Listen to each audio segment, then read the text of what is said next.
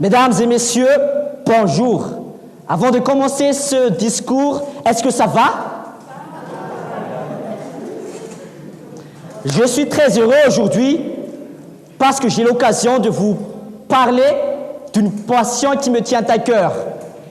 Mais, parmi l'auditoire, est-ce que quelqu'un a déjà vu ou entendu un slammer en train de slammer? 1, 2, 3, 4, il y a nombreux. Eh bien, c'est vraiment une opportunité aujourd'hui parce que je vais vous faire voyager dans un monde qui s'appelle le slam. Et ça va commencer maintenant. Bon, le slam, une parole captivante d'un message sincère. Selon Grand Corps Malade, un slammer très connu, le slam, c'est avant tout une bouche qui donne et des oreilles qui prennent. C'est le moyen le plus facile de partager un texte qui est là maintenant parce que je vous partage un texte, c'est-à-dire de partager des émotions. Il y a l'amour, la joie, le rancœur, mais surtout, il y a l'envie de jouer avec les mots qui fait tomber le public. Quelqu'un qui aurait tout fait voler, Conan, Benson, beaucoup de jeunes filles tombent bien par leur texte. Juste pour vous dire que c'est un partage d'émotions. Maintenant, c'est le fond du sujet. On va explorer un peu le slam dans son contexte historique. Le slam, il y avait un vieux monsieur qui a eu l'idée d'organiser un mini-tournoi de slam entre poètes dans un bar à Chicago appelé Green Mill. Vous voyez bien sur les diapositives, il est là le Green Mill. C'est un bar, donc il y a des gens qui sont venus pour se saouler, mais pas seulement ça. C'est aussi un club de jazz, donc il y a des gens qui vont danser. C'est logique.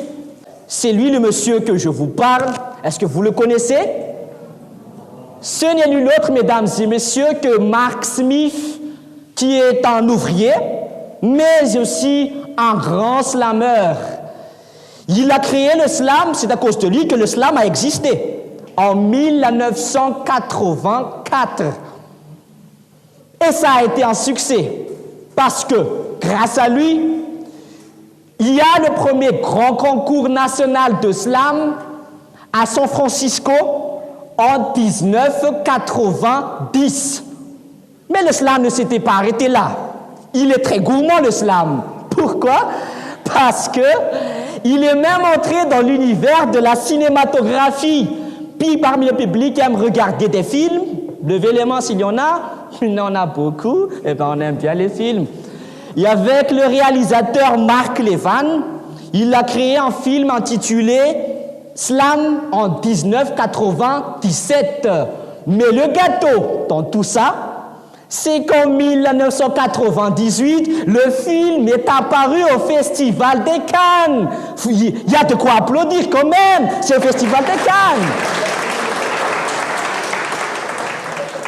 Et puis, mesdames et messieurs, la famille slam s'étend dans le monde entier et j'ai l'honneur, en tant que slammer, de vous dire qu'aujourd'hui, on a Madagascar ici à Madagascar.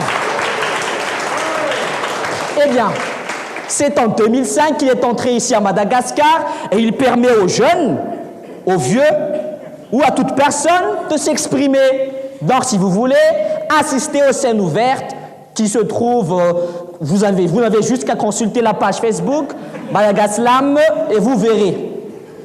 Les Américains ont connu le slam avant le rap. Qui aime le rap? Quelqu'un? Dans le rap, il y a quelque chose de conscient qui apprend le public. Par contre, les Français n'ont connu le slam qu'en 1990 avec l'arrivée du hip-hop en France. Savez-vous que les rappeurs de renom, le légendaire du rap, qui n'est nul autre que ce monsieur. Est-ce que quelqu'un le connaît? Je pense que oui, parce que c'est un légendaire du rap américain. Ce n'est nul autre que Tupac Shakur. Ce n'est pas le seul. Il y a aussi ce monsieur qui est en français, Kerry James. Et enfin, il y en a aussi Grand Corps Malade, celui que je viens de vous présenter à l'introduction. Comme vous voyez, il y a des blancs, il y a des noirs, peut-être qu'il y a des jaunes et des rouges. Le slam, c'est ouvert à tous. Il faut juste une bouche qui parle et des publics qui écoutent. Et voilà.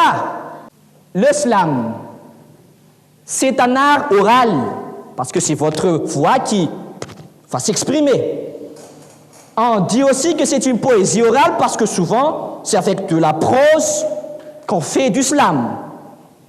Il y a la règle de 3 minutes, donc vous êtes le star pendant 3 minutes sur cette scène, à exprimer devant le public.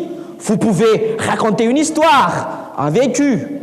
Vous pouvez exprimer votre point de vue par rapport à un sujet qui vous tient à cœur. Vous pouvez aussi partager des émotions, déclarer votre flamme en public, c'est pas grave. Le slam, c'est un bon moyen pour le faire. Le slam se joue a cappella, donc il n'y a que votre parole qui se joue. Et voilà, le slam en gros. Maintenant, pour finir cette belle intervention, je vais vous parler du slammer, qui n'est nul autre que moi. Eh bien oui, sachez que l'orateur, il raconte une histoire et il sait très bien le raconter. C'est pas le... Il a tout à raconter. Il est expressif. Regardez la main du garçon là, avec son gestuel, sa bouche. Sa façon de regarder le public comme s'il va dévorer le public. Ça veut dire qu'il est concentré. C'est le slammer. Mais retenez quand même, le slammer, il a un message à envoyer au public. Il a un rôle pour ses fans. Il enseigne ses fans à travers son texte. Juste pour dire que le slam il attire l'attention du public, il a un message. Écoutez-le dans la mesure du possible. Merci, mesdames et messieurs. Et oui.